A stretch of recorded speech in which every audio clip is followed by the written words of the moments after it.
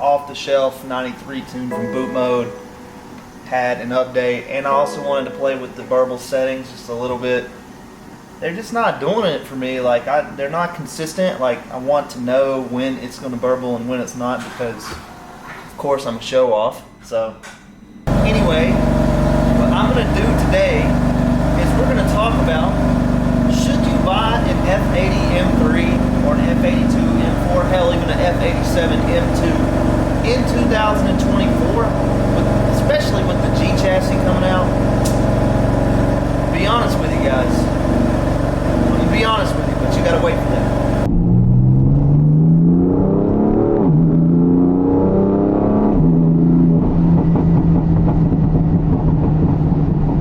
Alright, so before we get started on this video, I just wanted to say that it is very cold and very wet where I live right now, so I don't necessarily want to push my car in today's weather. But anyways, guys, let's get into the video. So should you buy a used F80, F82, or even an F87 in 2024? Let's get started. I don't want to give you the answer just yet. I want to talk about the car a little bit. First off, let's talk about the looks.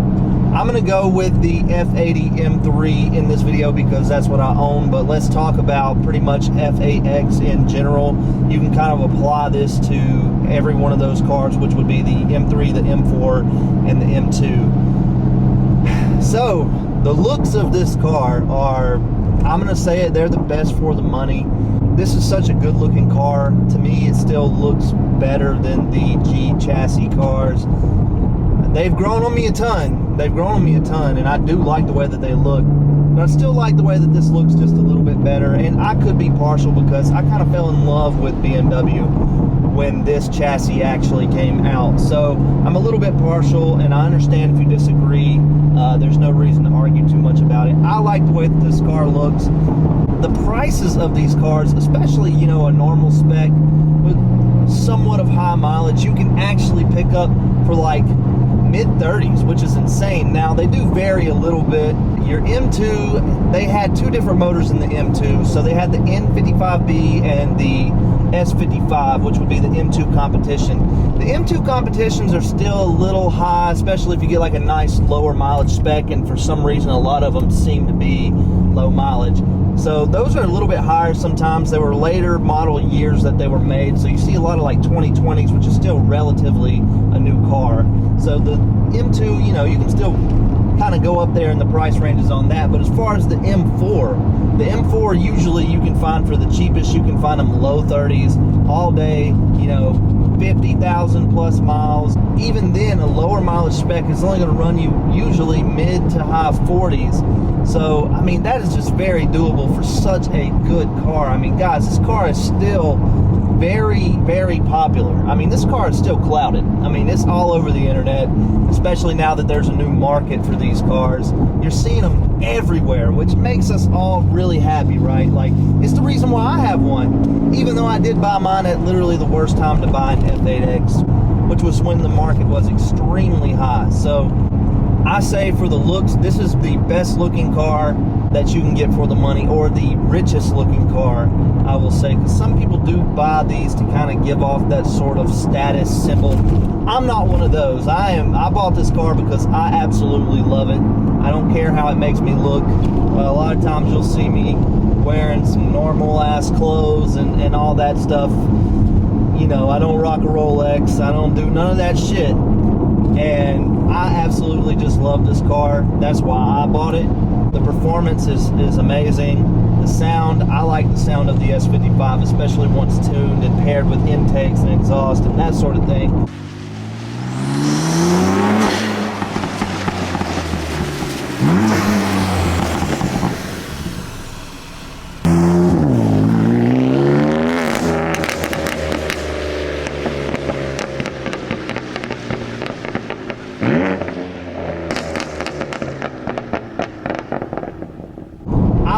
car. It's an obnoxious car. It screams me, for one thing. It's bright blue color, Yas Marina blue.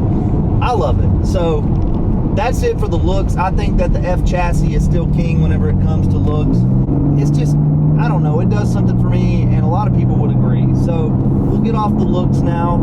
Let's talk a little bit about the performance of the car. So, of course, with the new G chassis, the G80, the G82, the G87, the performance is absolutely insane. It's, I mean, you know, tuning a downpipe, you're smoking GTRs, you're smoking Z06s, like, they are insane, especially if you get the X-Drive. So, you know, if you got the bankroll for it and you want something that's really, really fast, I would say, you know, do it. Get a G80, get a G82. They're very popular, they've grown on everybody. I think that we can all now get along on our differences with the G8X, because, I mean, personally, I really like the G8X. If you watch my, you know, YouTube content, you know that there was a time where I really considered trading my F80 for one, but I decided to keep it. You know, it's only been a year since I bought the car, a little bit over a year, and I'm just going to keep it and enjoy it. I like it still. I've done so much to this car, so I'm just going to keep it. Anyways, the performance of this car is what we're here to talk about. It is still so much car for the money. I mean, if you pick one of these up for 35 grand, you don't even understand until you get behind the wheel of this car the performance that you picked up for 35 grand. I mean, it is insane. There's just not another car in that price range that's gonna, you know, be able to do what this car does. The G8X is great, you know, faster in a straight line, but on a track, I mean, these cars are still very comparable. This car just does what it's supposed to. It does what it's supposed to. You know, it's a fast car. This thing's tuned right now at close to 500 horsepower, and I'm telling you, it's plenty enough for the street. It's plenty enough to have fun. I live here in the mountains of western North Carolina, so I go on these back roads a lot, and I like to push the car when it's safe.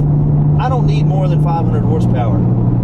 Personally, I don't, and this car is capable of doing whatever you need it to do. I mean, through the curves, through the turns, it is a great car. And I would say, you know, if your budget is anywhere between $30,000 and $50,000, this is a really good contender, if not the best contender. So be thinking about that. The performance is amazing. Still a great car. As time goes on, these companies, they just continue to make stuff faster, and that's what they're going to do, right? So, you know, this is faster than the E9X model M3, as it should be. I mean, you can't, you know, revert or make it the same. What would be the point of spending more money?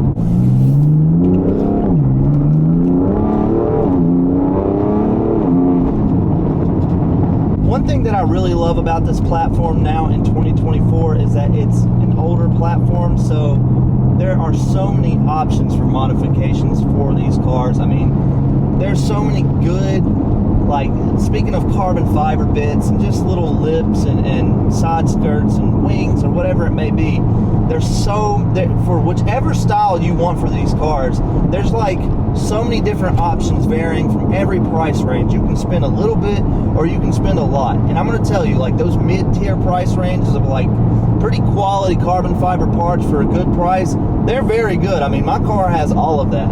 I haven't went with the biggest name brand on anything, and everything is held up so good. Performance parts are so much cheaper now. I mean, imagine if you get like a G8X, like how much you're going to be paying for intakes and stuff like that. You're going to be paying a lot of money because it's the newest car, and the people who have them obviously are pretty well off to afford an $80,000 car. So they know that, and the prices of those parts are just high.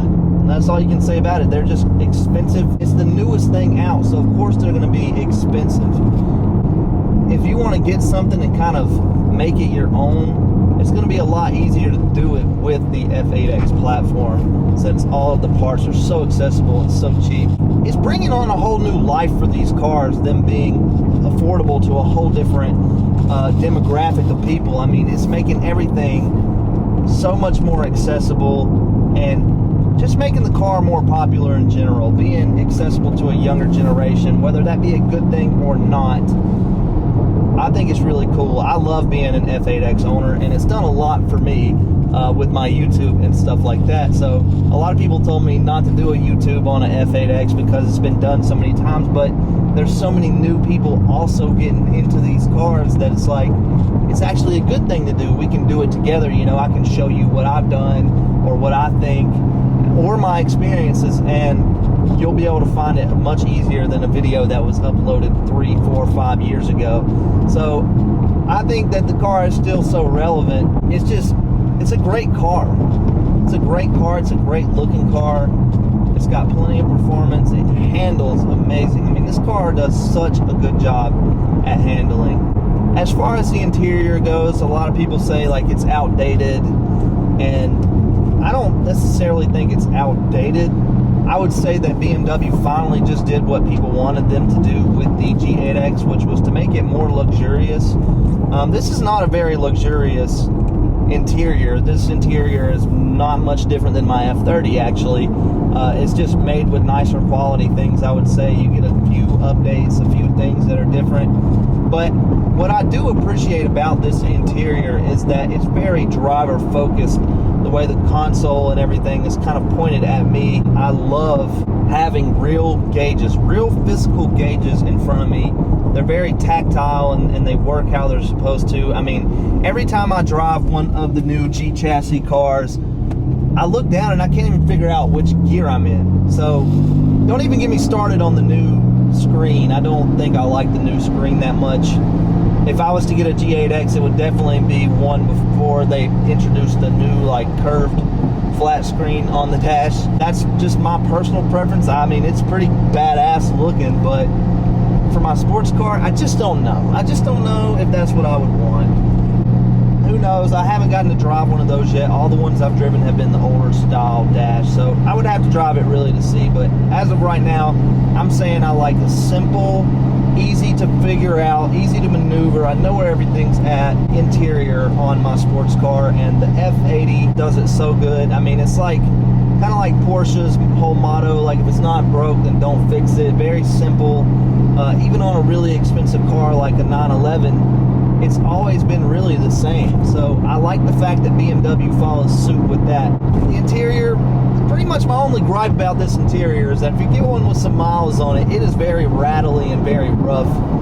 And I know a lot of people make fun of me for bitching about that on a sports car. This is a sports car, and most of them are rough because of how, you know, stiff the suspension is and stuff like that. So I don't like how it rattles and stuff. There's a lot of road noise.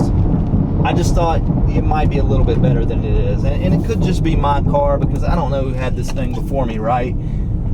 So that's really one of my gripes about it. I mean, I don't really want to talk your ear off for too much longer. I'm just going to say, should you buy an F8X in 2024, if you're in this market, if you're in this price range?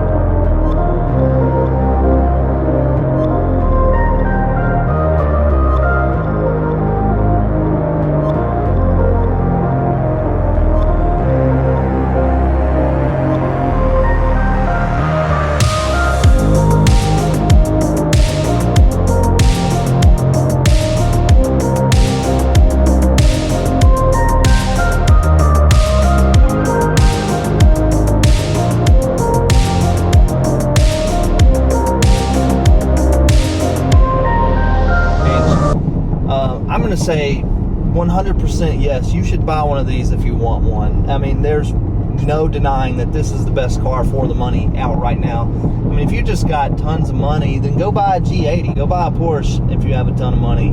But if you're like in a very specific price range, like this one, which is, I would say, really $30,000 to $50,000, then I would say definitely go for it. You're not going to find a better car for the money. You're not going to find a better looking car for the money. You're not going to find a more tunable car for the money. I mean, these cars are just great right now. They're living a whole new life, and it's it's a part of the community for sure. It's among us. Like, you can see it everywhere you go. We're starting to see younger people with these cars, and I love it. I mean, it's just so much fun. It's just such a fun car to own. It's such a fun car to drive. It breaks necks everywhere I go. Anyways, if you're watching this, guys, I'm at 900 subscribers. First off, I want to thank you for that. And two, I want to say let's make it more. I want to get to 1,000. I've been a really bad YouTuber with the weather and everything, but this is what I want to do. I like doing this, and it actually does pretty good for me. So I would really like to continue doing this. Right now, I'm not at my office job right now. I went home and I got my car and I put gas in it, and I came out to make this video for you guys. So please like and subscribe and comment down below. Anyways, I love you guys. Peace out.